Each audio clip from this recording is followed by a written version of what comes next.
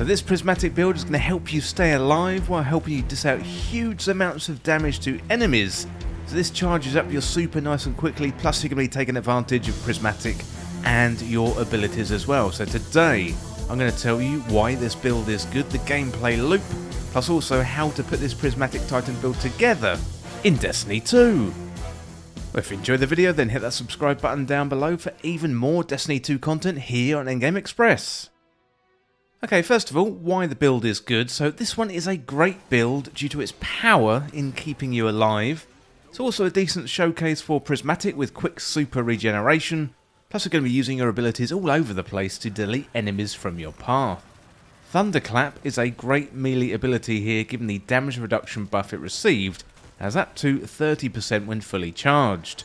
The Facet of Protection is adding to the damage reduction, plus we're using Amplified as well, and using Amplified together with Prismatic gives you great damage reduction, and all these things add up to a very hard Titan to kill. The Titan Super, Twilight Arsenal, then takes centre stage in the build. It's a whole load of fun, plus it does some really good damage and weakens enemies too. Paired with the Facet of Purpose, then you're going to be getting an overshield when picking up Orbs of Power.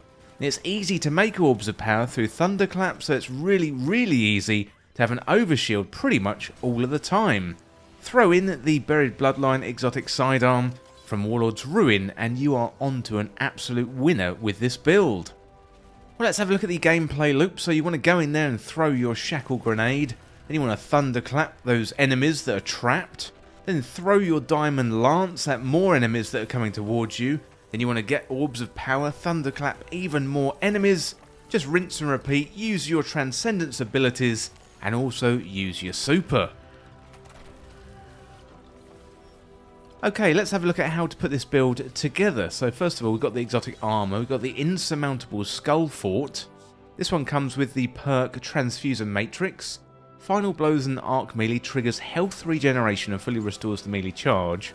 And melee hits grant arc melee energy. So this one is a classic Titan exotic helmet. You get this one from Zur, also from Master Rahul in the tower. Next up, let's have a look at the Prismatic subclass setup. For my super, I'm using Twilight Arsenal. You summon 3 Void Axes, throw them at your foes one after the other. On impact, the axes pull out nearby targets and detonate into a weakening explosion, and after exploding, the axes can be picked up by you or your allies and used as a weapon for a short time. For the class ability, I'm using the Rally Barricade. That creates a small barrier that you can peek over while you're aiming down sights. Increases the weapon reload speed, stability and range, and also it draws hostile fire when you stand behind it. For the melee ability, I'm using Thunderclap, so you hold while you're grounded to plant your feet and begin charging your fist with arc energy. You release it to unleash a devastating blast in front of you, dealing damage that increases the longer you charge. And finally, for the grenade, we're using the Shackle Grenade, so you throw the weapon of weighted strand matter that detonates on impact, suspending targets and creating additional suspending sub-projectiles.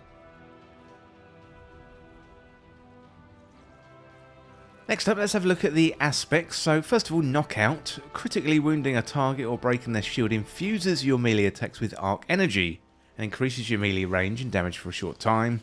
Defeating targets with melee attacks makes you amplified and restores a portion of your health, and defeating more powerful combatants increases the amount of health restored. Then also using Diamond Lance, so shatter or defeat targets with abilities or stasis weapons to create a stasis lance. Next up, the fragments. So first of all, Facet of Courage. Light abilities deal 10% increased damage to enemies affected by stasis or strand elemental debuffs. Facet of Justice next of all, so while transcendent your ability final blows explode. You got Facet of Protection. While surrounded by combatants, you're more resistant to incoming damage, while transcendent the effect is increased. And Facet of Purpose, so picking up an Orb of Power grants either Bolt Charge, Restoration, Frost Armor, Woven Mail or Overshield based on the damage type of your equipped super. And then finally we've got Facet of Ruin, increases the size and the damage of the burst when you shatter a stasis crystal or frozen target, and increases the area of effect for solar ignitions. Okay, next up let's have a look at the weapons for the build. So first of all, Rufus's Fury. It's a legendary kinetic auto rifle with a rapid fire frame, meaning deeper ammo reserves, plus it deals strand damage. You get that slightly faster reload when the magazine is empty. And you can get this one from the Root of Nightmares raid on Neomuna. Also in the primary slot, if you want to use a stasis weapon, that probably would be quite good for this build. Rufus's Fury is my choice for this slot on your weapons. I do like Strand for this build, but you can always use a stasis weapon. That will work really, really well, especially with the fragments that you got for this build. In the energy slot, I'm using the Buried Bloodline, so it's an exotic energy sidearm. Comes with the exotic perks Hungering Quarrel, double fires tracking bolts, landing bolts, leeches health in the target, and it's got violent reanimation, multiple final blows of the weapon grant Devour to the wielder. To get this one, you want to beat the final boss of Warlord's Ruined Dungeon, and the Buried Bloodline can drop for you as a reward. Finally, in the heavy slot, I'm using Pro Memoria. This one is a heavy machine gun. So this one has an aggressive frame, meaning it's got high damage and high recoil, and it's a guaranteed drop from the Convalescent quest after you complete the Final Shape campaign on the Pale Heart the Traveller. Next up, let's have a look at the mods. So on the head, I'm using Harmonic Siphon. That is where you spawn an Orb of Power upon 2 kills within a few seconds of each other, with a weapon matching your super element. Also hands-on, so you gain bonus super energy on melee kills. Then on the arms, using Bolstering Detonation, so that grants class ability energy when you cause damage with a grenade, and also heavy-handed, powered melees create orbs of power. On the chest, I'm using Arc, Solar and Void Resistance, and that it reduces the incoming damage from combatants for all of those elements. On the legs, I'm using Innovation, so it reduces grenade cooldown each time you pick up an orb of power.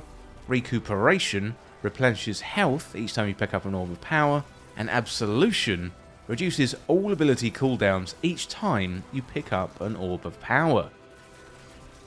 And then on the class item, I'm using Bomber, so that greatly reduces the grenade cooldown when using your class ability, which you're going to be doing a lot.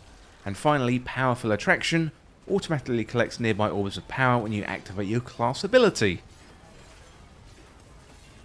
Well, this one is a really, really fun prismatic build for Titan. So it makes it really, really hard to kill your Titan.